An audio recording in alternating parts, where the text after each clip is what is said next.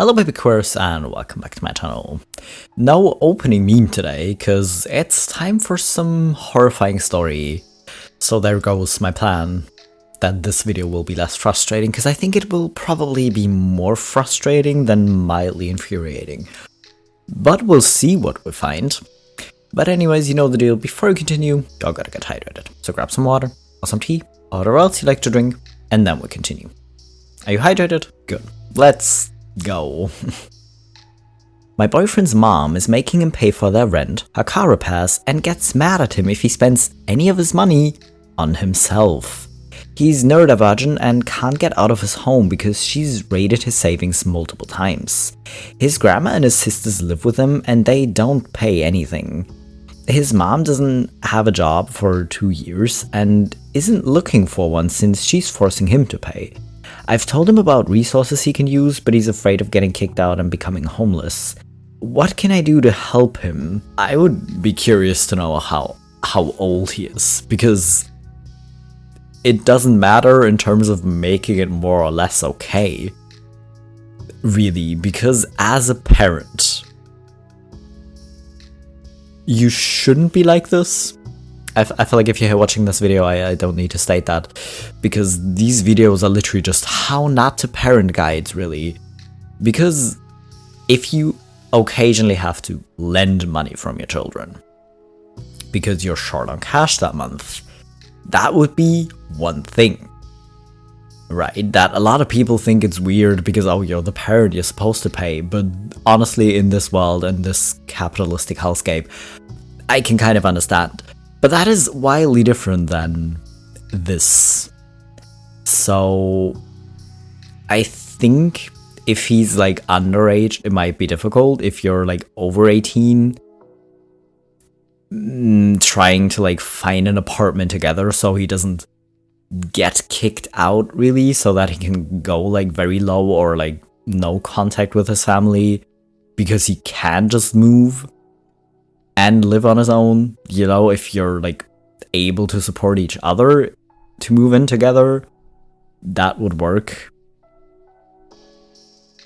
Because yeah, otherwise maybe kind of making sure that not all of his money goes into an account or something that his mom like can get into, right? So maybe making sure some of his money that he gets from working or something go somewhere else if he is working, because it seems like he is if he's paying for that much, to maybe make sure some of it just goes into a different account that his mom doesn't know about, to maybe be able to save up something, I guess. My mother always told me that digital art isn't real art. I'm not sure this is the right sub to post this, but r/art doesn't allow rants like this. My hobbies, digital art and game making, have non-traditional art as a big part of them. My mother believes that digital art, and by extent digital writing, isn't considered real art because it's easy. She has no idea how hard it is to create this stuff and thinks that literally anyone could do it easily. I hate to admit it, but I think my mother has pushed the line here. I'm so sorry if this is the wrong sub to post this in, or my story is useless here because everyone else has more meaningful things to share. Okay, this isn't really a competition. If it was, yeah, you wouldn't win it. Like, a lot of parents do worse things, but that doesn't make it okay to belittle your child's interests like this, like your mom is doing, right? Like, in a good mom competition, your mom would definitely also still lose. Because if she thinks it's so easy, then give her your iPad or something that you use and tell her to create something.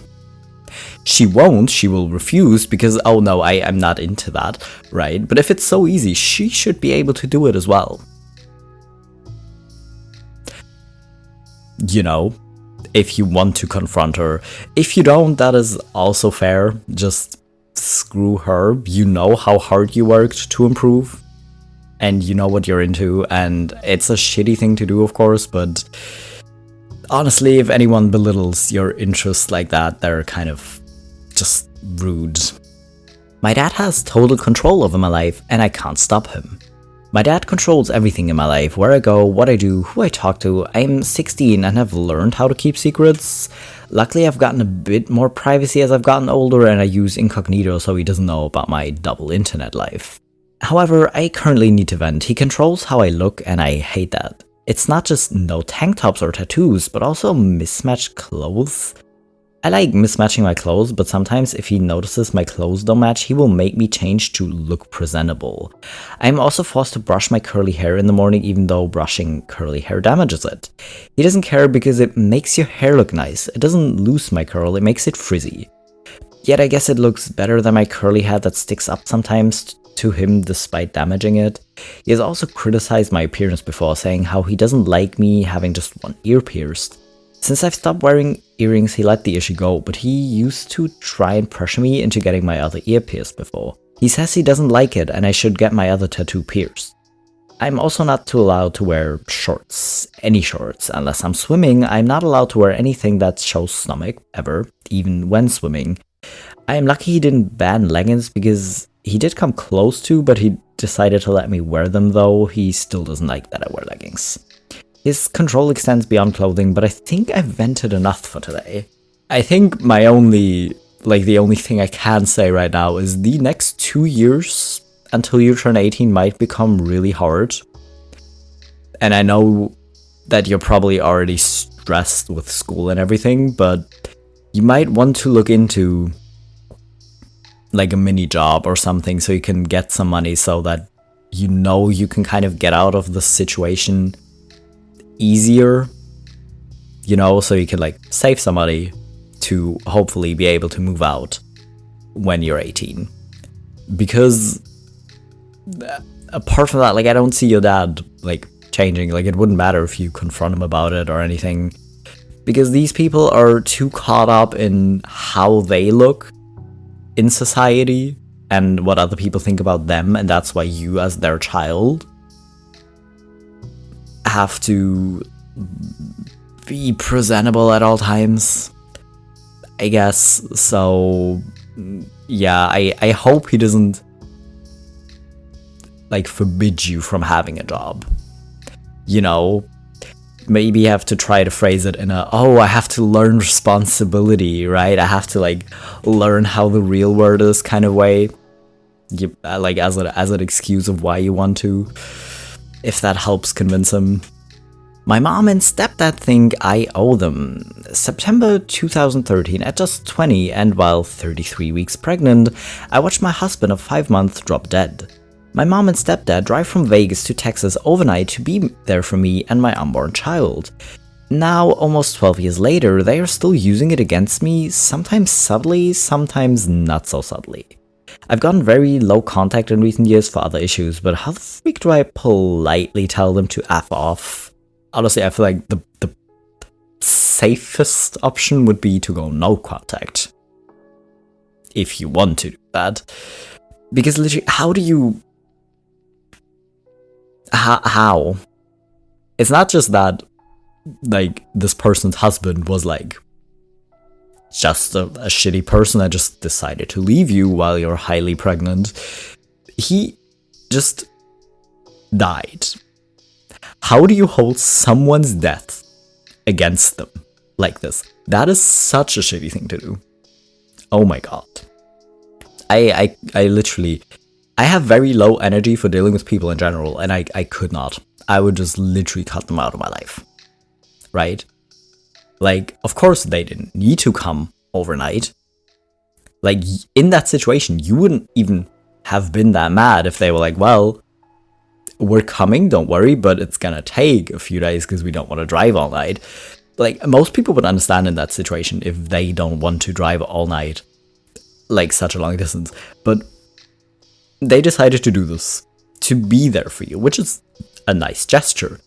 But it's not really a nice gesture if, while doing it, you're already, like, mad at this person for having to drive such a long way, and you already know you're gonna use it against them.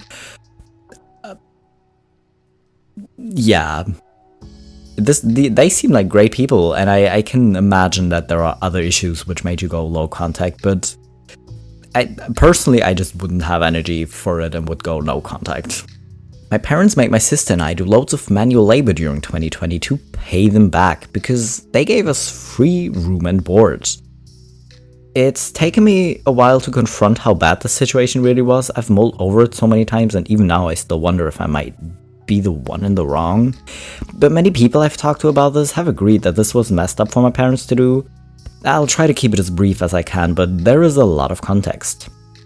I was in university when lockdown started in 2021. My young sister graduated during 2020, she was 18, and the youngest was in elementary school, at 8 years old. My older sister, 24, was engaged and still got married in the summer. I worked a job on campus to pay for university that I lost due to lockdown. Having no income once my savings ran out, I was forced to move back home with my parents. My stepdad kept his job thanks to being moved to virtual, and my mom had just finished getting a graphic design degree. Thanks to all this, my parents suddenly had a lot more money, so they decided to move out the state. We were in Wyoming at the time, citing that they wanted to get away from all the liberals.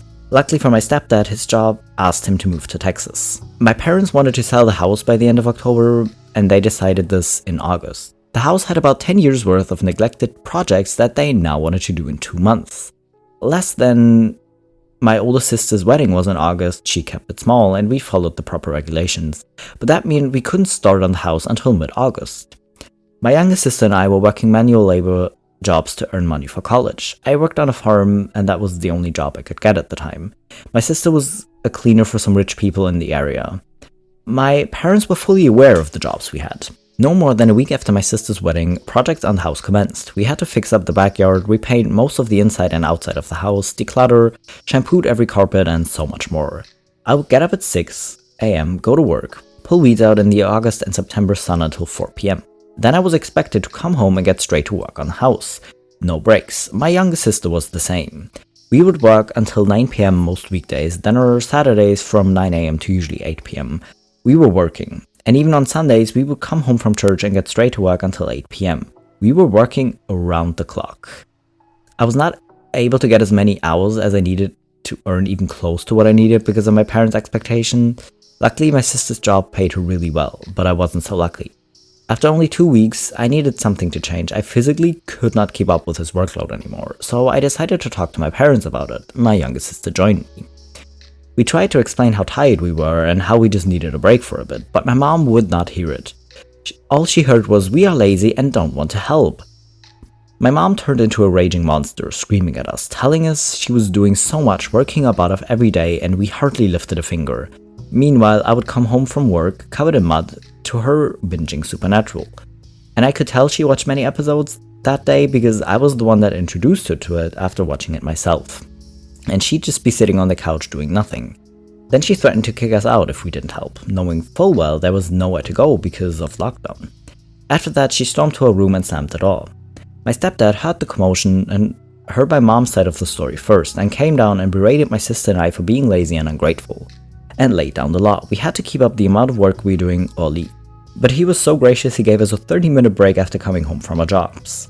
I think now is a great time to point out that the room they were so graciously letting me live in was a craft study room. It was a communal room. Correction, I had a bed in this room. The rest of the room was not mine to use. I had zero privacy. I had to get changed in the bathroom most of the time because people would just walk in whenever. And I had half of a 3x5 foot closet and half of the communal coat closet to store my belongings.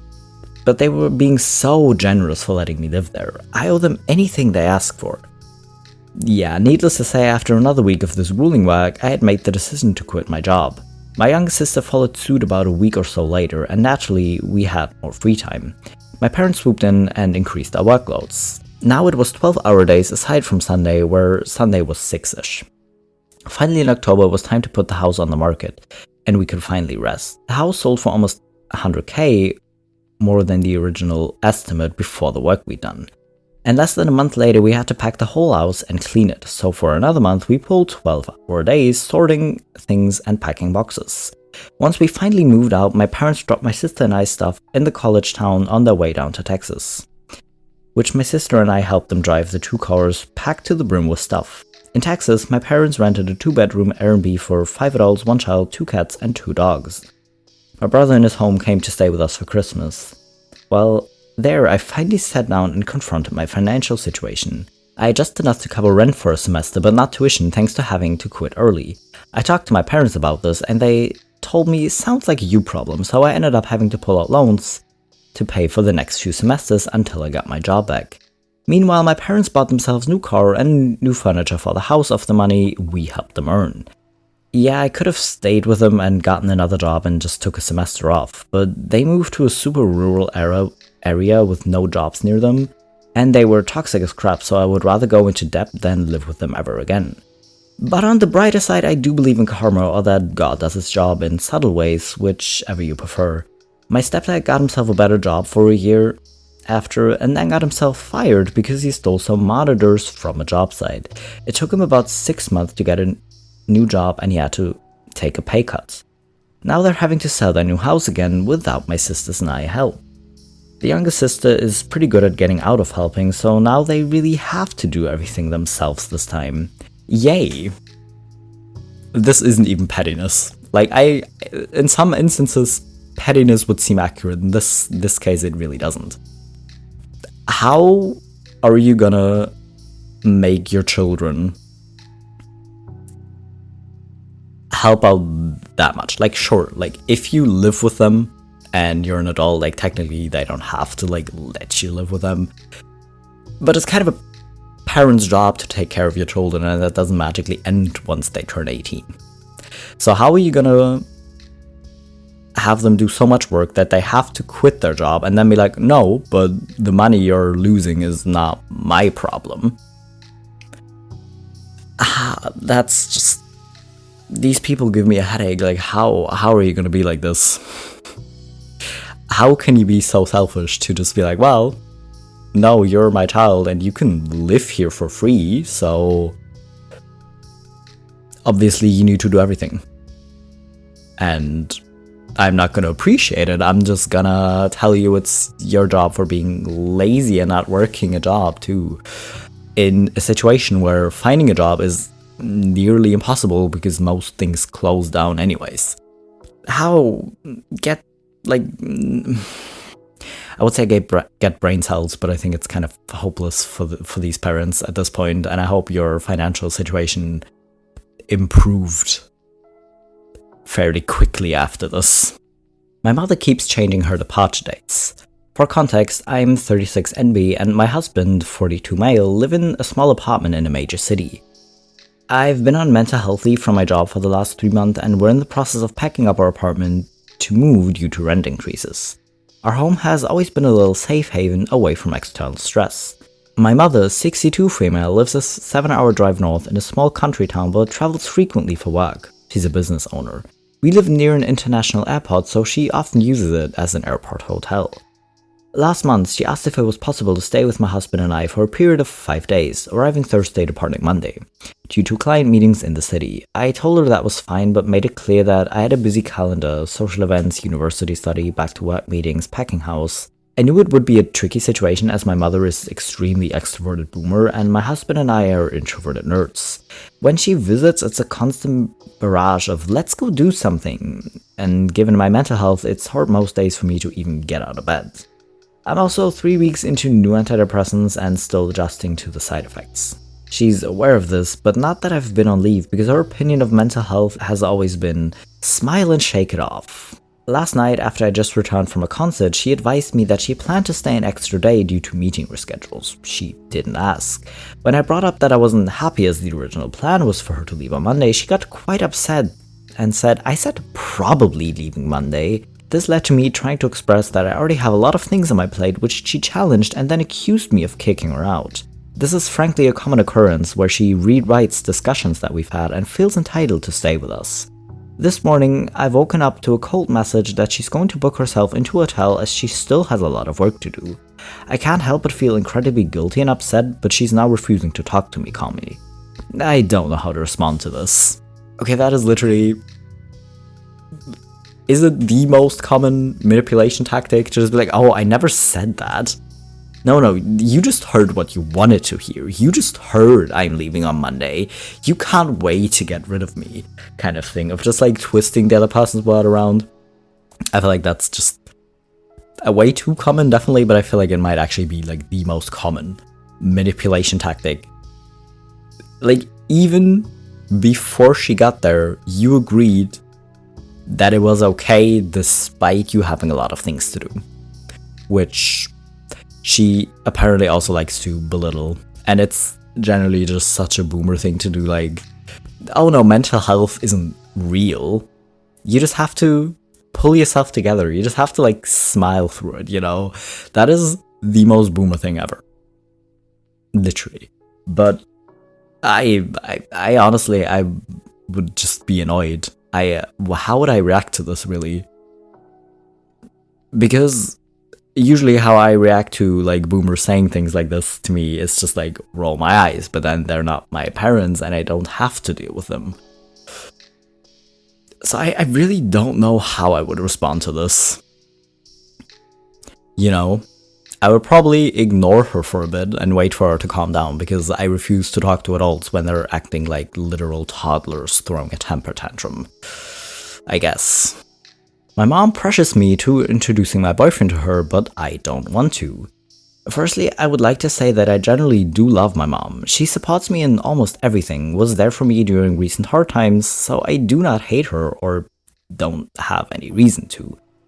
I'm 22 years old, about to turn 23, but ever since I was little, I was very shamed for everything by my family. My looks, what I enjoyed to eat, when I would get sweat stains on my shirt, my private journal that they found, my toys, etc. Including my mom, and I feel like I grew up to be extremely private and secretive, avoiding any chance to get shamed again at all costs by rarely, if ever, sharing details about my personal life, what I like, etc. My mom has a habit of judging people extremely harsh and always finding a flaw in somebody. We would be walking on the street, a gorgeous girl passing us, and if I mentioned to her, wow, she's pretty, she would say, yeah, I don't know, her thighs are kinda big and her hair's so thin and her dress is ugly.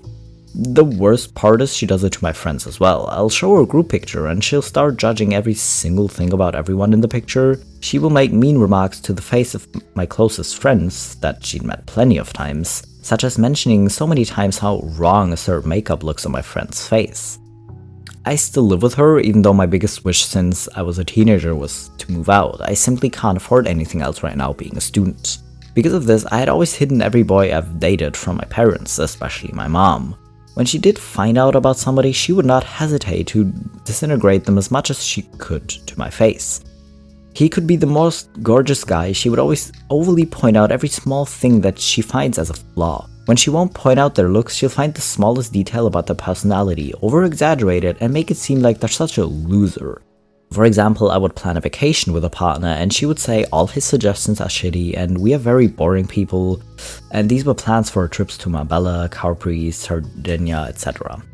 I've been dating my current boyfriend for a year and a half now. She found out when we were about 2 months into our relationship, and ever since then she mentions how he's impolite and rude for not coming to meet her. It's not like he's a complete stranger to her. My brother and him were friends for many years, and they often hung out in the same groups of friends. After a couple of months while she constantly pressured me, I mentioned to her that I don't view meeting the parents as necessary right now, that I'm old enough to decide my life with someone for myself, and if I were to get to the point of being engaged with somebody, then yes, surely she would meet them. She got very angry and said this is not normal and that she would always need to meet them way before it gets to that point, that she finds it rude of me to hide them from her. I did not elaborate on why I'm doing it, but she did not stop complaining about not having met him. I simply do not want to hear her harsh, rude, and aggressive judging about my partner like she did with every partner or friend from the past.